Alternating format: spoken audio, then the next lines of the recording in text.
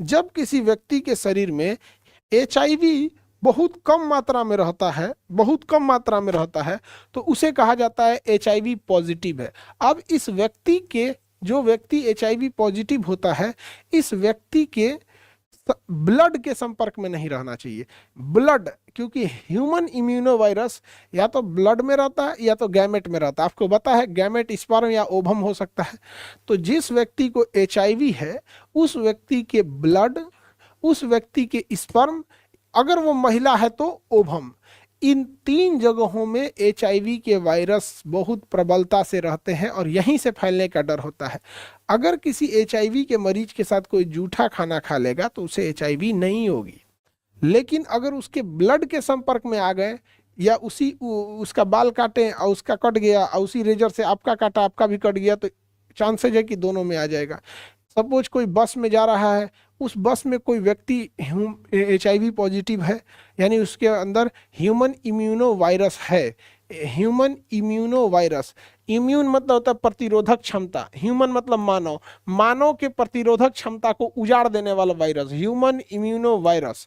तो बस में सपोज कीजिए कि ह्यूमन इम्यूनो वायरस का कोई एक एचआईवी पॉजिटिव पेशेंट है, अचानक बस का एक्सीडेंट हुआ, किसी का सर फूटा, इसका फूटा, उसका फूटा, इसी बीच में जो पॉजिटिव था उसका भी फूट गया। अब उसका तो ब्लड आने लगेगा। अब बस वगैरह फूटता है तो कौन किसका किसका ब्लड किस में मिल जाएगा किसी को नहीं पता चलता है, किसका किस में मिल जाता है किसी को पता नहीं चलता है। ये भी एक संभावना हो जाने का, लेकिन ये संभावना एकदम लोअर है। लेकिन जो पुरुष हैं, आपको बार बार दाढ़ी बनाना पड़ता है, बाल बनाना पड़ता है। दाढ़ी तो चलिए आप घर पे बना सकते हैं, लेकिन बाल कटाने के लिए आपको बाहर जाना पड़ता है। तो जब आप यहाँ उस्तूरा लगवाइएगा पीछे, यहाँ पे इस्तूरा लगवाना मजबूरी है, तो उसे प्रॉपर डिटॉल या सैनिटाइज कराइएगा और उसके बाद आप ब्लेड बदलिएगा। ये बहुत वहां पे क्या करते हैं लोग ना, अरे बदल तो दिए, बदल तो दिए। ना कहना सीखिए, ना कहना सीखिए। आप उसको कहिए मेरे सामने पहले इसे डिटॉल या सैनिटाइजर में डुबा के निकालो उस्तूरा को, उसके बाद ब्लेड बदलो, नहीं तो भैया इतने पे छोड़ दो। हम लोग को भी साथ, मतलब शुरू शुरू में जब हम लोग मैट्रिक इंटर में पढ़ते थे, बोलते थे लोग, हम लोग बदलो, हाँ बदल दिए, हम लाजे भूल नहीं पाते थे, ये भाई बदल दिया, कहीं डांट मत दे। अरे बीमारी लेना से अच्छा है ना कि डांट कौन ची के देंगे, फ्री में देंगे। आप 5 रुपया कम दे के देखिए ना। सपोज कीजिए आपके बाल कटाने का 50 रुपया लगता है, आप 40 दे के देखिए ना, फिर समझ में आएगा कि अधिकार क्या होता है। एक और से टकला ना कर दे तो कहिए। वहां आप इस सब में हिम्मत हिचकिचाइएगा, समझ में आया? तो ह्यूमन इम्यूनो वायरस एचआईवी होता है, ह्यूमन इम्यूनो वायरस एचआईवी। ये ससुरा जब ये क्या करता है, एचआईवी पॉजिटिव, ये हमारे डब्ल्यूबीसी पर अटैक करता है। किस पे अटैक करता है? डब्ल्यूबीसी। और आपको पता है कि डब्ल्यूबीसी मुख्य रूप से इसके अंदर टी सेल जो होता है बीमारियों से लड़ता है। हमारी इम्यून सिस्टम को कंप्लीट डब्ल्यूबीसी के अंदर का टी सेल ही क्या करता है, टी सेल ही क्या करता है, बचाता है। अब आप समझिए, अभी तक इस व्यक्ति को एड्स नहीं हुआ रहेगा, जैसे शरीर में एचआईवी आएगा वो एड्स नहीं दे देगा। शरीर में एचआईवी आएगा, कुछ कुछ संख्या एचआईवी की रहेगी तो उसे कहा जाएगा एचआईवी पॉजिटिव है। धीरे धीरे ये एचआईवी अपनी संख्या बढ़ाएगा और इधर डब्ल्यूबीसी को मारना चालू करेगा, अपनी संख्या बढ़ाएगा, डब्ल्यूबीसी को मारना चालू करेगा, अर्थात डब्ल्यूबीसी या फिर कहिए टी सेल को मारना चालू करेगा। जब एक पर्याप्त मात्रा में डब्ल्यूबीसी को मार देगा और ये समझ में आएगा कि अब इसका शरीर कंप्लीटली अब लड़ने के लायक नहीं है, बहुत कम डब्ल्यूबीसी बचा है, उसके बाद यह हो जाता है acquired immuno deficiency disease, AIDS. क्या इंसान में शरीर में एचआईवी घुसते उसको एड्स हो जाता है? तुरंत एड्स नहीं होगा, वो कुछ समय लेगा, इंक्यूबेशन पीरियड, किसी में 1 साल, 2 साल, 4 साल, 5 साल समय लेगा। समझ में आ गया कि नहीं गया? अगर कोई व्यक्ति एचआईवी के स्टेज में पकड़ा जाता है कि नहीं इसे एचआईवी पॉजिटिव है, तो उसके जीवन जीने की संभावना ज्यादा है। लेकिन अगर एचआईवी अपना पूरा काम करते हुए डब्ल्यूबीसी, टी सेल वगैरह वगैरह को निपटाते हुए एक अपने डोमिनेटिंग नेचर पे चला आया कि अब उसने शरीर के बहुत हिस्से को कवर कर लिया, वो आ गया एड्स की स्थिति में, acquired immuno deficiency syndrome, disease नहीं जी, syndrome, acquired immuno deficiency syndrome. Disease बोल दिए क्या? Acquired immuno deficiency syndrome. हाँ, डिजीज बोल दिए हैं, ऐसे पढ़ाने के फ्लो में आ जाता है। एक्वायर्ड इम्यूनो डिफिशियंसी सिंड्रोम होता है, 5-6 साल का समय लेगा, एड्स हो जाएगा। फिर एड्स के बाद फिर बचाना मुश्किल है, क्योंकि आपके शरीर की बीमारी से लड़ने की क्षमता ही खत्म हो गई है। अब इसके बाद क्या होगा, धीरे धीरे किडनी फंक्शन काम करना छोड़ेगा, लंग्स काम करना छोड़ेगा, लीवर काम करना छोड़ेगा। इसलिए जब कभी भी एड्स का मरीज समझ मरता है तो आपको देखिएगा उसमें लिखा रहेगा मल्टी ऑर्गन फेल्योर। उसके कई ऑर्गन क्या है, फेल्योर हो गए, उसके कई ऑर्गन फेल्योर हो जाते हैं, मल्टी ऑर्गन फेल्योर। एड्स जो है बाबू, एड्स जो है ये एक विकराल बीमारी है।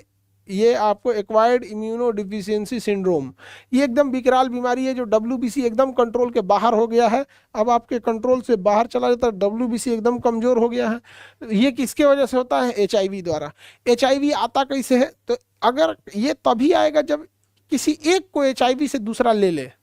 कोई ऐसा व्यक्ति है जिसको एचआईवी है और आप उसके ब्लड के संपर्क में आ जाइए, या उससे ब्लड के थ्रू आ जाएगा आप में, या उसका ब्लड अपने में चढ़वा लीजिए, या उसको लगाया हुआ इंजेक्शन आप यूज कर लीजिए, या कभी उसका द्वारा यूज किया गया रेजर ब्लेड आप यूज कीजिए और आपको भी कट जाए, उसको भी कट गया, तो एक ब्लड से आ सकता है। दूसरा क्या हो सकता है, यदि कोई किसी व्यक्ति में से कोई व्यक्ति एक एचआईवी पॉजिटिव है जिसके अंदर ह्यूमन इम्यूनो वायरस है, और उससे यदि कोई शारीरिक संबंध बनाता है, तो चूंकि एचआईवी वायरस अगर फीमेल है तो उसके ओवम में होगा, मेल है तो उसके स्पर्म में होगा, ये दोनों के संपर्क में आने से ट्रांसफर हो जाता है। अगर सपोज कीजिए किसी फीमेल में है एचआईवी तो उसके ओवम में है, और अगर कोई मेल उससे शारीरिक संबंध बनाता है तो उसके स्पर्म के थ्रू उसके शरीर में चला जाएगा, मेल है तो उसके स्पर्म के थ्रू उसके ओवम वगैरह में चला जाएगा। समझ में आ गया कि नहीं आ गया? तो दो ही रीजन होते हैं, या तो ब्लड के ट्रांसफ्यूजन से इधर उधर हो, अब चाहे ब्लड जैसे भी उसके संपर्क में आया हो, दूसरा हो सकता है आपका सेक्सुअल रिलेशन की वजह से, दूसरा, और उसके बाद कोई रास्ता नहीं है। एचआईवी होता कैसा है, ये वायरस थोड़ी देख सकते हैं आप, वायरस को तो आप अपनी आंखों से थोड़ी देख सकते हैं, उसके लिए माइक्रोस्कोप यूज करना पड़ेगा, बड़ा लंबा तामझाम पड़ेगा माइक्रोस्कोप। समझ में आ गया कि नहीं आ गया? अभी इंडिया में ये बहुत तेजी से फैल रहा है। इंडिया में फैलने के 2-3 रीजन है कि कई चीज है कि लोग बीमारियों से जागरूक नहीं है, और अगर किसी को समाज में एचआईवी हो जाएगा, समझो ध्यान से, तो वह व्यक्ति समाज के डर से बता नहीं पाएगा। अब उसको चाहे जिस कारण से बचा हुआ हो, अब वो व्यक्ति समाज में उस चीज को छुपाएगा, छुपाने की वजह से बाकी लोगों को नहीं समझ में आएगा, बाकी लोग उससे दूरी बनाने की जगह पे उसका बहिष्कार कर देंगे। समझ में आ गया कि नहीं गया? तो कई चीजें होती है, तो जागरूकता की कमी है, सामाजिक बहिष्कार है, और हमारे यहाँ लोग किसी भी बीमारी को हल्के में लेते हैं, किसी भी बीमारी को हल्के में लेंगे। समझ में आ गया? जिस वजह से थोड़ा दिक्कत होता है। यह बीमारी बंदरों से फैला था, अफ्रीका के बाद ये फैलते फैलते कई बीमारी जैसे होता है ना, जैसे चमगादड़ से फैल गया कोरोना मानव में, तो कुछ जानवरों से बीमारी धीरे धीरे ट्रांसफर होने लग जाती है यहाँ पे। अभी इसके लिए बहुत तेजी से भारत में ये चीजें फैल रही हैं, इससे जरूरी है इसे रोकना, जागरूकता से ही ये चीजें रुकेगा। तो बताओ ध्यान से, इसके लक्षण वगैरह के भरोसे मत रहिएगा, आप लोग जांच करा लीजिए। बेवकूफो, लक्षण के भरोसे क्या रहते हो, जाके जांच करा लेना इसका। समझ गया? और अब कभी भी जांच कराने जाइए अगर आपको, तो जांच करा लिए वायरल मार्कर, जो डॉक्टर आता है ना उसे कहिए वायरल मार्कर जांच कर दे।